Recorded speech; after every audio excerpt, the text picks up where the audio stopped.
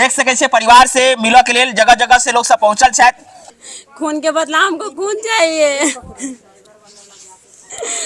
हम वही मांग करते और कुछ नहीं चाहिए हमको।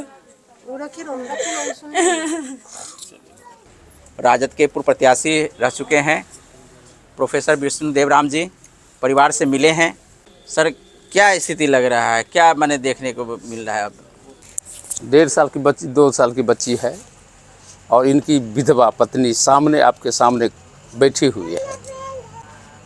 इस जघन्य अपराध कैसे बर्दाश्त करेगी?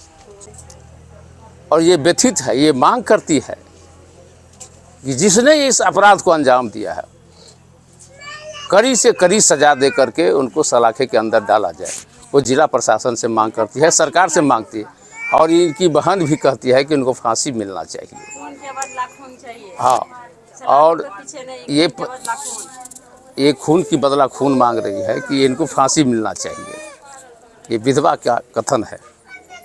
लेकिन हम आपके चैनल के माध्यम से पुनः मांग करते हैं कि इनका परवरिश, इस बच्चे का परवरिश, ये सरकार, जिला प्रशासन इस बच्चे का पढ़ाई और लिखाई का सारी व्यवस्था करे और इस विधवा को सरकारी नौकरी मिले और जो सरकार के द्वारा राशि है वो राशि अविलंब इनके घर पहुँचे 24 घंटा के अंदर।